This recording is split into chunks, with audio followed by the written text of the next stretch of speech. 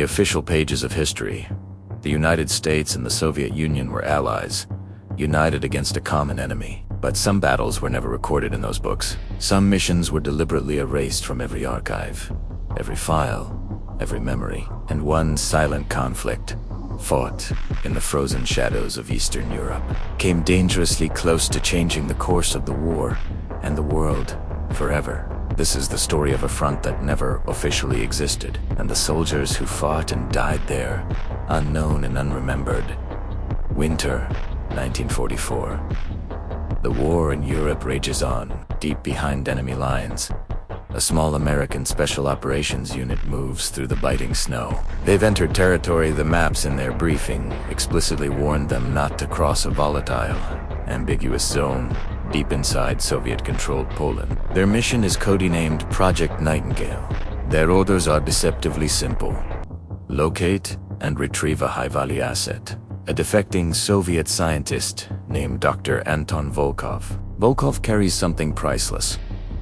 Blueprints for a technology so advanced, it could either shift the very balance of the war if it fell into the wrong hands, obliterate civilization as we know it. The men move like ghosts through the blizzard, their breath turning to ice in the frigid air. Every snap of a twig, every rustle of the wind sounds like an alarm. They are elite, the best the OSS has to offer, but this mission is different.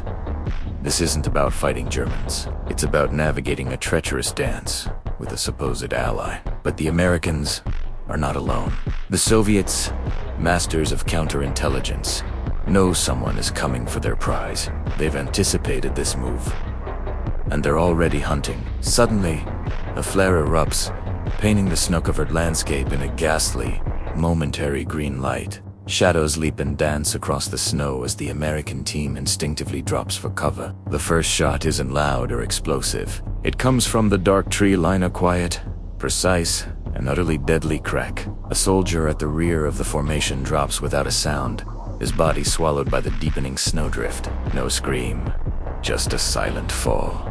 The team freezes, their training screaming at them to return fire, but their eyes see nothing familiar. No German uniforms, no recognizable enemy markings. There's only one symbol they feared seeing here, the one they were told to avoid at all costs. The red star, stitched onto the winter coat of a shadowy figure disappearing back into the trees. The Soviet kill team. They weren't just patrolling, they were waiting. They knew. All hell breaks loose. The silent hunt is over.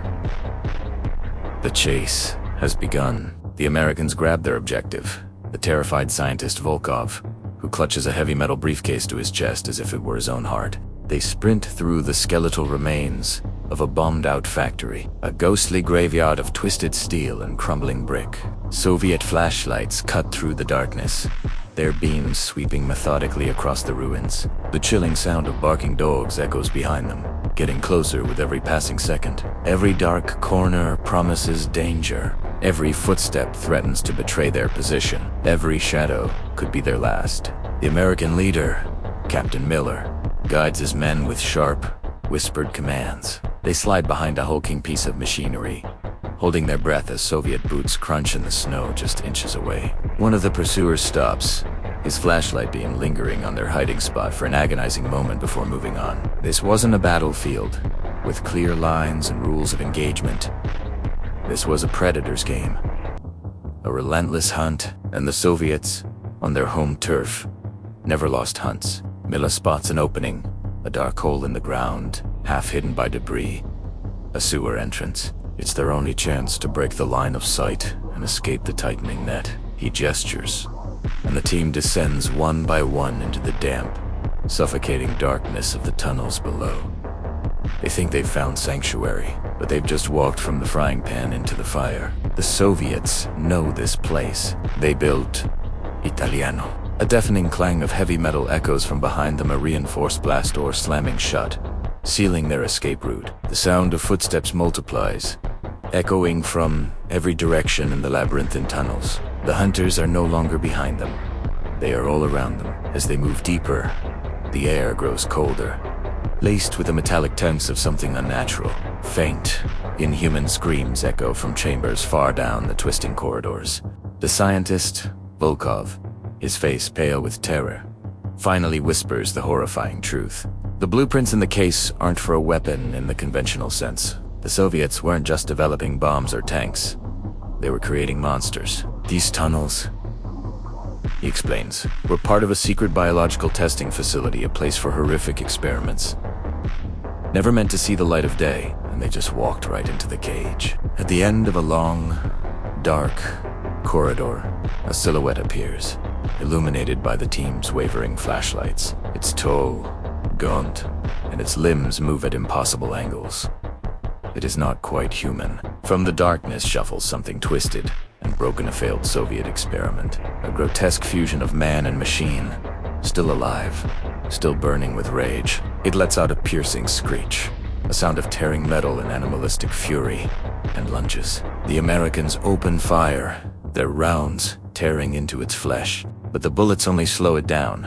They don't stop it. They have no choice but to run, not daring to look back at the horror pursuing them. Behind them, they hear a new volley of gunfire, not directed at the monster, but at the tunnel ceiling. The Soviets are triggering a Kivine, sealing the monster inside with its prey. Their objective is clear: retrieve the scientist and the case, but ensure no American witnesses leave this place alive. The secret must be buried, along with anyone who discovered it. Cornered, outnumbered, and with time running out, the remaining Americans find a small chamber with a single iron ladder leading up to a maintenance grate on the surface. Snow and wind blast down from the opening above. It's their only way out. As the heavy thud of Soviet boots approaches, the team makes their last stand. One soldier, a young private, turns back. He plants his feet, nods to his captain, and prepares to hold the line. To buy the precious seconds needed for the scientist and the others to escape. A storm of gunfire erupts from the tunnel, followed by a final, defiant burst from the private's rifle. Then, a single, echoing shot, and silence. When Captain Miller and the last of his team finally push open the grate and climb out onto the surface, the sun is just beginning to rise, casting long, mournful shadows across the snow. They made it, but not everyone rose with the sun. The world would hail the end of the war, celebrate the alliance that won it. But it would never know why a handful of American soldiers died in a forgotten tunnel in Poland, killed by the very allies they were fighting alongside. The mission was buried under the highest levels of classification. The bodies were never recovered. The tunnels were sealed with concrete and erased from every map. Officially, it never happened. The United States and the Soviet Union returned to being allies, their leaders smiling for the cameras as if nothing had ever disturbed their partnership. But in the quiet, dark corners of history, where the truth is often hidden, some conflicts never truly end. They just go silent.